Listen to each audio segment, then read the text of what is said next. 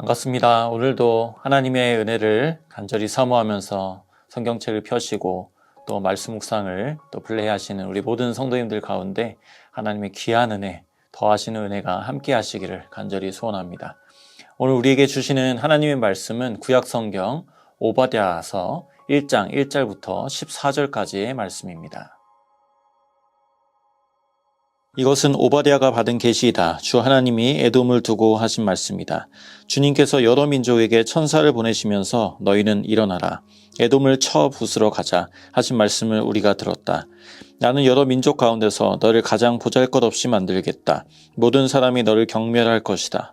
네가 바위 틈에 둥지를 틀고 높은 곳에 집을 지어놓고는 누가 나를 땅바닥으로 끌어내릴 수 있으랴 하고 마음속으로 말하지만 너의 교만이 너를 속이고 있다. 네가 독수리처럼 높은 곳에 보금자리를 꾸민다 하여도 네가 별들 사이에 둥지를 튼다 하여도 내가 너를 거기에서 끌어내리고야 말겠다. 나 주의 말이다. 너에게 도둑대가 들거나 밤중에 강도떼가 들이닥쳐도 자기들에게 필요한 만큼만 빼앗아간다. 포도를 털어가는 사람들이 들이닥쳐도 포도송이 얼마쯤은 남겨놓는다. 그런데 에서야 너는 어찌 그처럼 샅샅이 털렸느냐. 네가 깊이 숨겨둔 보물마저 다 빼앗기고 말았다. 너와 동맹을 맺은 모든 나라가 너를 나라 밖으로 쫓아내고 너와 평화조약을 맺은 나라들이 너를 속이고 너를 정복하였다. 너와 한 밥상에서 먹던 동맹국이 너의 발 앞에 올가미를 놓았다. 너의 지혜가 어디에 있느냐? 나 주가 말한다. 그날에는 내가 에돔에서 슬기로운 사람을 다 없애고 에서의 방방곡곡에 있는 지혜 있는 사람을 남겨두지 않겠다. 대만아, 너의 용사들이 기가 꺾이고 에서의 온 땅의 군인은 한 사람도 남지 않고 모두 다 칼에 쓰러질 것이다. 네 아우 야곱에게 저지른 그 폭행 때문에 네가 치욕을 당할 것이며 아주 망할 것이다. 네가 멀리 서서 구경만 하던 그날 이방인이 야곱의 재물을 늑탈하며 외적들이 그의 문들로 들어와서 제비를 뽑아 예루살렘을 나누어 가질 때에 너도 그들과 한패였다. 네 형제의 날, 그가 재앙을 받던 날에 너는 방관하지 않았어야 했다. 유다 자손이 몰락하던 그날, 너는 그들을 보면서 기뻐하지 않았어야 했다. 그가 고난받던 그날, 너는 입을 크게 벌리고 웃지 않았어야 했다. 나의 백성이 패망하던 그날, 너는 내 백성의 성문 안으로 들어가지 않았어야 했다.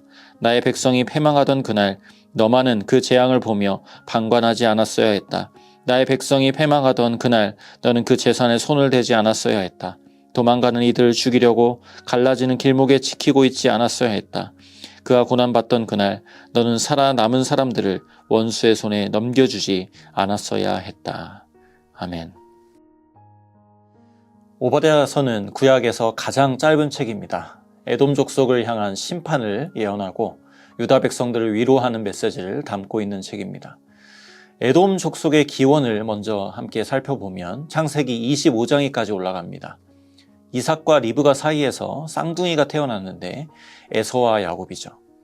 에서와 야곱이 태중에 있을 때 하나님이 예언적인 말씀을 주셨습니다. 창세기 25장 23절에 두 민족이 태안에 있고 태안에서 두 백성이 나뉠 것이라. 자, 태안에 두 민족이 있다 말씀하십니다. 여러분 잘 아시다시피 야곱의 후손은 이스라엘 민족을 이루게 되고요. 형 에서의 후손은 오늘 본문에서 소개되는 에돔 족속을 이룹니다. 야곱과 에서는 창세기에 의하면 마지막에 극적으로 화해를 하죠. 하지만 그의 후손들 두 민족은 수세기에 걸쳐서 아주 극심한 긴장 관계를 갖게 됩니다. 대표적인 예로 시편 137편 7절을 보시면 에돔 사람이 말합니다. 헐어버리라, 헐어버리라. 그 기초가 드러나도록 헐어버리라. 자, 에돔 사람이 유다를 향하여 완전히 멸망할 것을 고대하고 있습니다. 오늘 본문에도 보면 에돔이 범한 죄를 낱낱이 하나님께서 드러내시는데요. 그 중에 11절을 보면 네가 멀리 구경만 하던 그날 이방인이 야곱의 재물을 늑탈하며 외적들이 그의 문들로 들어와서 제비를 뽑아 예루살렘을 나누어 가질 때에 너도 그들과 한패였다. 자, 에돔은 어떤 죄를 범했습니까? 많은 것이 나오지만 첫 번째, 유다의 어려움을 방관했습니다. 바벨론 군대가 예루살렘을 공격하고 노략질할 때 하나님은 너도 그 자리에 있었다. 너도 그 자리에 같이 있었다고 말씀을 하십니다. 그리고 그 자리에서 어떻게 합니까? 네가 멀리 구경만 하던 그날. 그러니까 바벨론이 예루살렘을 공격할 때 에돔은 형제 나라의 어려움을 보고서도 가만히 있었다는 거죠.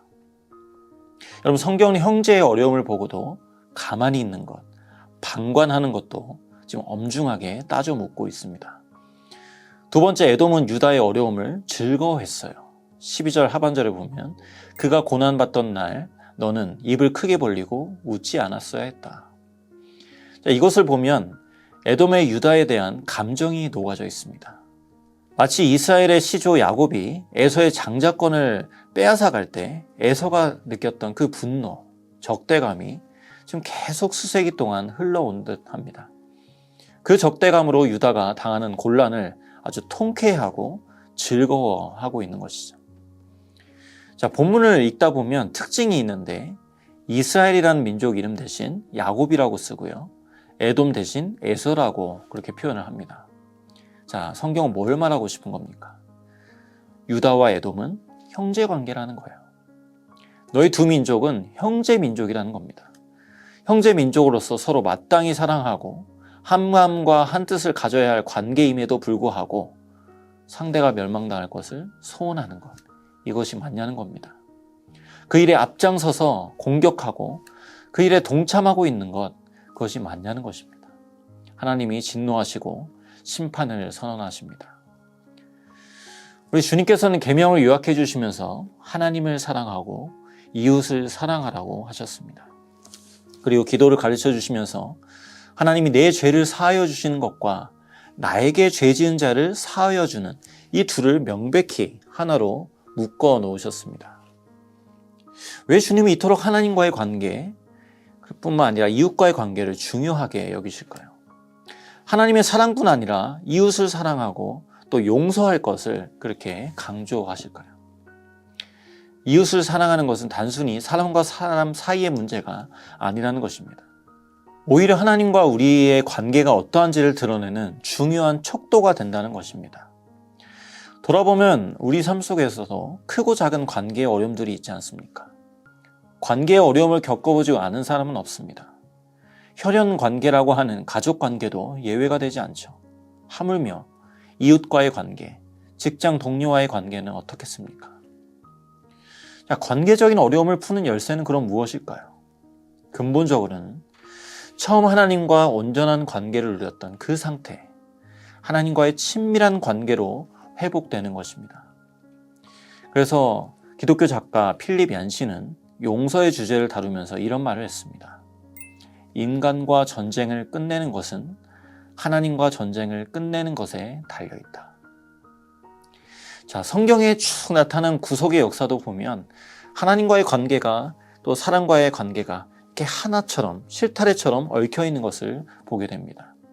인간이 죄로 타락하자마자 바로 관계에 문제가 생기죠. 그토록 사랑했던 아담과 하와가 서로 책임을 떠넘깁니다. 형 가인이 예배하는 자리에서 동생 아벨을 쳐 죽입니다. 후에도 야곱과 에서가, 요셉과 형제들이 관계 속의 갈등을 계속 겪습니다. 서로 시기하고 질투합니다. 오늘 이 에돔 민족이 가지고 있는 적대감도 단지 구약에서만 끝나는 문제가 아닙니다. 신약에 가면 이두메라고 하는 지방이 소개되는데 에돔을 헬라어로 하면 이두메가 됩니다. 헤롯 대왕이 이 이두메 출신인데요. 헤롯 대왕이 아기 예수님을 죽이려고 했습니다. 그리고 그 아들은 예수님을 십자가에 못 박게 했습니다. 그러니까 이스라엘과 이 에돔의 전쟁은 예수님 때까지도 계속된 것이죠. 그러니까 인류의 범죄와 함께 촉발된 이 관계 이슈 속에는 영적인 문제가 함께 얽혀 있습니다. 도무지 해결될 수 없어 보이는 이 영적인 문제가 어떻게 새로운 국면으로 들어서게 되죠? 바로 주님께서 이 갈등의 역사 한가운데 찾아오심으로 이루어집니다. 구속의 역사를 이루시는 그 일로 이루어지기 시작합니다. 에베소서 2장 16절에 주님께서 원수된 것을 십자가로 소멸하셨다. 자, 우리는 바로 이 복음 속에서 문제의 해답을 얻습니다. 원수된 것을 십자가로 소멸하셨다. 하나님과의 전쟁을 끝내는 것은 십자가로 이루어졌습니다. 십자가는 선으로 악을 갚아주신 사건이었죠. 그동안은 눈에는 눈, 이에는 이, 악을 악으로 갚는 거대한 흐름이 이 역사를 이끌어왔습니다. 그런데 하나님은 그 엄청난 흐름 속에서 십자가를 통해 더 거대한 파도, 은혜의 새 파도를 일으키신 것이죠. 여러분, 낯설음은 더 커지라는 초대라는 말이 있습니다. 우리에게 은혜의 길은 낯선 길입니다. 타자의 어려움을 방관하지 않고 즐거워하지 않고 오히려 그의 입장에 서서 어려움을 함께 공유하는 것, 정말 낯선 길입니다. 그래서 성경은 사랑을 정의하면서도 오래 참는 것이다. 영어 성경은 더 우리에게 와닿는 번역을 하죠. Love is long suffering. 사랑은 긴 고통이다. 주님이 그렇게 우리를 사랑해 주셨습니다. 이 낯선 세상에, 이 낯선 우리 가운데 오셔서 낯설미 더 이상 낯설미 되지 않도록 은혜를 주시고 지금도 그 은혜 가운데서 우리를 깊은 곳으로 이끌고 계십니다. 자, 이 은혜의 렌즈 속에서 우리에게 맡겨진 자리, 우리에게 허락된 관계를 다시 바라볼 수 있기를 원합니다. 우리는 늘 반복된 일상을 살아가죠. 하나님은 우리의 일상이 기적이 되길 원하십니다. 기적이 일어나야 일상이 바뀌는 것이 아니라 우리의 일상을 은혜로 새롭게 바라보기 시작하고 낯선 길로 나아가기 시작할 때 우리는 하나님이 일으키신 은혜의 파도를 타기 시작할 것입니다. 그 파도를 타기 시작하는 매 순간이 기적 같은 삶이 되어질 것입니다. 여러분, 원수된 것을 십자가로 소멸하신 이 복음을 누리시는 저와 여러분 될 수 있기를 간절히 소원합니다. 함께 기도하겠습니다. 하나님 아버지, 감사합니다. 죄로 타락한 우리 가운데 하나님 우리를 구속하시고 또 우리를 하나님의 자녀 삼으셔서 또한 지금도 멈추지 않고 우리 가운데 세차게 그렇게 밀려오는 은혜의 파도를 타고 하나님께서 더 쉽고 가벼운 길로 가자, 나와 함께 가자 말씀해 주시고 또 초청해 주시는 하나님의 은혜에 감사합니다. 하나님, 우리 삶 가운데 많은 어려움이 있습니다. 특별히 관계적인 어려움도 있습니다. 하나님, 그 속에서 하나님이 주시는 은혜와 사랑을 힘입어서 하나님이 기뻐하시는 뜻 가운데로 나아가길 소원합니다.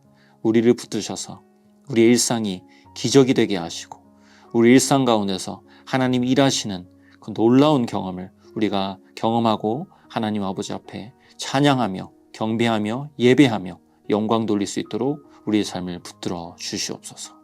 우리와 늘 함께 하시는 또 역사하시는 구주 예수 그리스도의 이름으로 기도하옵나이다. 아멘.